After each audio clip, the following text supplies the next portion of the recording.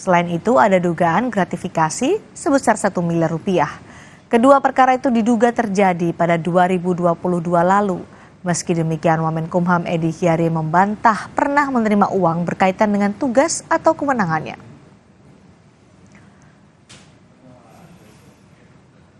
Lalu bagaimana praktik suap dan gratifikasi bisa dibuktikan KPK dalam perkara suap dan gratifikasi yang menyeret Wamenkumham? Analisisnya akan kami bahas bersama peneliti ICW Kurnia Ramadana. Kami juga mengundang perwakilan dari KPK tapi belum mendapatkan respons hingga saat ini. Selamat petang Mas Kurnia.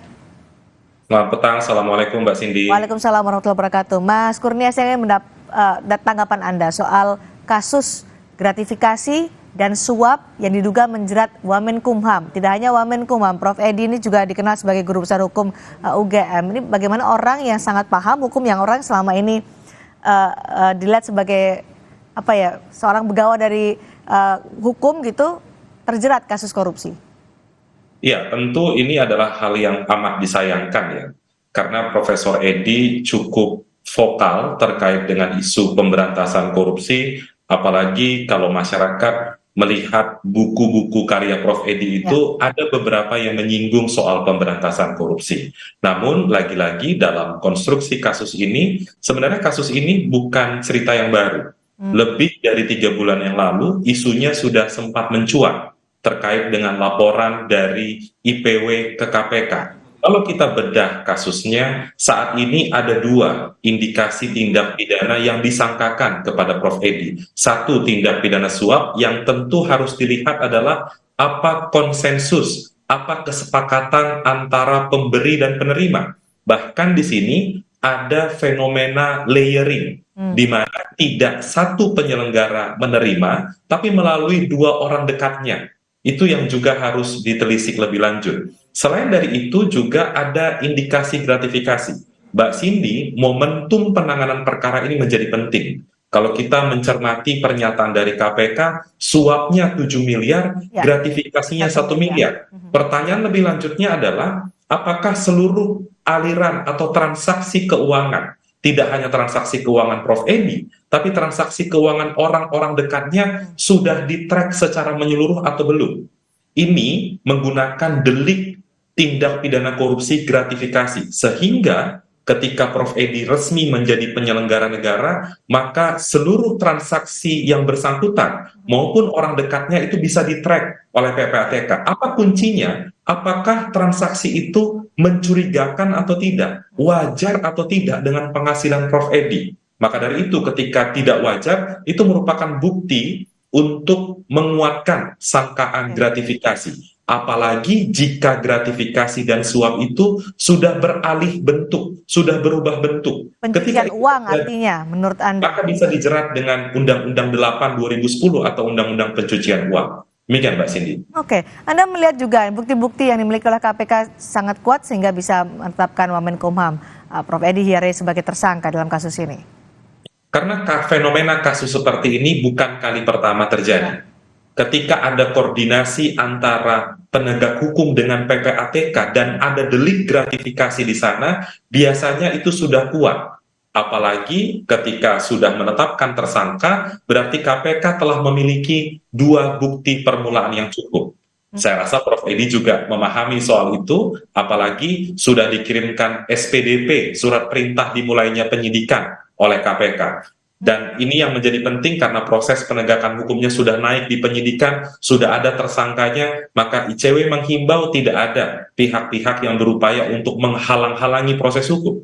Bahkan jika dibutuhkan, KPK bisa melakukan sejumlah hal, Mbak Cindy. Bisa melakukan pencegahan ke luar negeri terhadap Prof. Edi atau orang-orang lain. Bahkan bisa melakukan upaya paksa, misalnya berupa penangkapan dan penahanan. Saya rasa alasan belum diperiksa di tingkat penyidikan itu bukan alasan hukum, karena pada dasarnya untuk menetapkan seseorang sebagai tersangka adalah keterpenuhan 2 alat bukti atau yang lazim disebut bukti permulaan yang cukup. Tapi apakah Anda melihat KPK lama mengumumkan tersangka dalam kasus ini meskipun gelar perkara sudah dilakukan dan Ali Fikri juga sempat menyebut kasus ini sudah naik ke tahap penyidikan? Anda melihat ada yang janggal?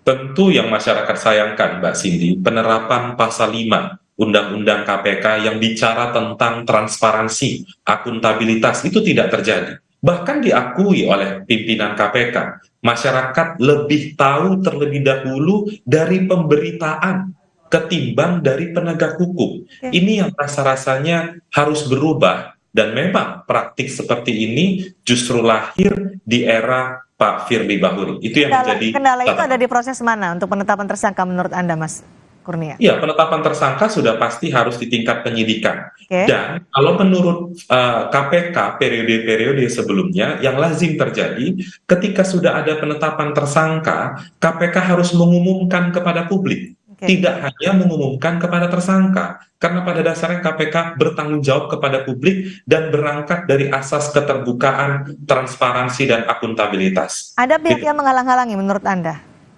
Itu yang harus dicermati oleh KPK.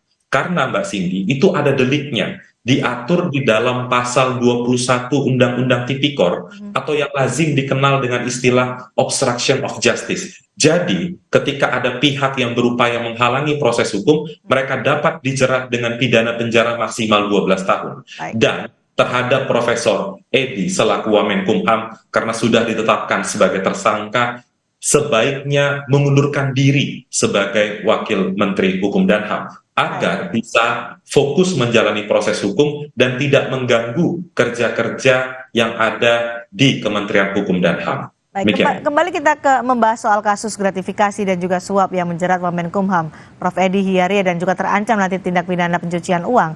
Di mana peran Wamenkumham dalam perkara ini sebenarnya, Mas Kurnia? Ya, kalau kita membaca dari sejumlah pemberitaan yang sudah ramai mengabarkan praktik ini, ada seseorang yang memiliki perusahaan Ya. memberikan dana kepada Prof. Edi melalui 2 orang dekatnya sejumlah miliaran rupiah. Kemudian Prof. Edi diduga membantu kepengurusan keperdataan perusahaan itu. Ya. Dan di sana ketika ada kesepakatan di antara keduanya, atau tidak usah kesepakatan tapi saling mengetahui. Ketika saling mengetahui, pemberian itu diberikan kepada orang dekat Prof. Edi yang berujung pada pemberian kepada Prof. Edi, di sana sudah dapat dijerat dengan tindak pidana suap. Jadi kewenangan sebagai Wakil Menteri Hukum dan HAM untuk mengurusi keperdataan suatu korporasi di Sulawesi Selatan, rasa-rasanya itu yang saat ini sedang disidik oleh Komisi Pemberantasan Korupsi. Dengan jabatannya sebagai Wamenkumham, apakah itu akan memperberat hukuman nanti? Iya, mestinya ada satu pasal di Kitab Undang-Undang Hukum Pidana ketika seorang pejabat publik dijerat penegakan hukum, apalagi tindak pidana korupsi, harusnya dijadikan alasan pemberat.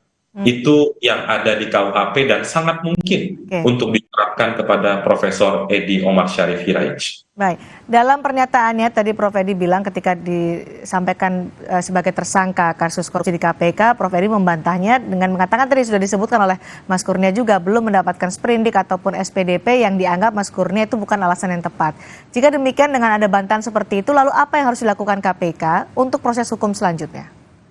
Iya, saya rasa itu alasan yang sering kali kita dengar dari orang-orang yang ditetapkan tersangka oleh KPK. Kami rasa itu bukan jadi soal, dan memang upaya hukum perlawanan itu disediakan di Kitab Undang-Undang Hukum Acara Pidana. Ketika Prof. Edi tidak sepakat dengan penetapan tersangka, silahkan tempuh pra-peradilan. Dan jalur pra-peradilan itu sama sekali tidak mengganggu proses penegakan hukum material di KPK. Apa yang harus dilakukan oleh KPK sekarang, Mbak Cindy? KPK harus segera misalnya melengkapi, menguatkan bukti-bukti dengan memanggil misalnya Profesor Edi Omar Syarif Hiraij sebagai tersangka. Ketika ada alasan subjektif penyidik, satu, khawatir yang bersangkutan melarikan diri, mengulangi tindak pidana, menghancurkan bukti, maka Prof. Edi dapat dilakukan penahanan. Itu, Mbak Cindy. Dan Prof. Edi lebih bijak mundur dari jabatannya sebagai Wamenkumham, gitu ya?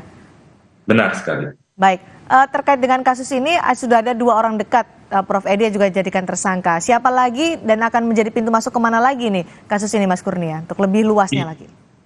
Iya, itu yang harus ditelusuri lebih lanjut terkait dengan delik gratifikasi. Karena Mbak Cindy, delik gratifikasi di dalam pasal 12 huruf B besar Undang-Undang Tindak Pidana Korupsi itu disebutkan pemberian dalam arti luas. Maka dari itu ketika pemberian itu masuk Ya. ke rekening Prof. Edi atau ke rekening orang sekitar Prof. Edi, maka yang harus dilihat adalah kesesuaian dengan pendapatan mereka. Misalnya, ketika Prof. Edi digaji 20 juta rupiah per bulan, tiba-tiba masuk 2 miliar, 3 miliar. Tentu itu yang harus dibuktikan oleh Prof. Edi nanti, karena Mbak Cindy, yang menarik kalau menggunakan delik gratifikasi, ada mekanisme pembuktian terbalik di persidangan. Nanti terdakwa akan membuktikan apakah perolehan ini dapat dibuktikan atau tidak dari perolehan yang wajar. Ketika tidak dapat dibuktikan, maka harta tersebut dapat dirampas untuk negara. Itu menariknya kalau mengkombinasikan suap dan juga gratifikasi. Apalagi sudah melibatkan PPATK, seharusnya mudah ya untuk membuktikan ini ya. Tidak sulit lagi karena PPATK punya catatan lengkap. Baik. Dan bisa menelusuri bukan follow the suspect. Pendekatan PPATK adalah follow the money. Mereka akan mengikuti aliran uang ini kemana, sehingga nanti laporan tersebut diperkuat oleh penyidik KPK untuk mencari perbuatan melawan hukumnya. Ketika itu terpenuhi, clear saya rasa delik gratifikasi dapat disangkakan kepada mereka. Baik, terima kasih Mas Kurnia Ramadana, peneliti dari ICW. Kita lihat bagaimana nanti kasus ini berjalan dan berproses di Komisi Pemberantasan Korupsi. Sekali lagi terima kasih Mas Kurnia Ramadana sudah bergabung di Sapa Indonesia Malam.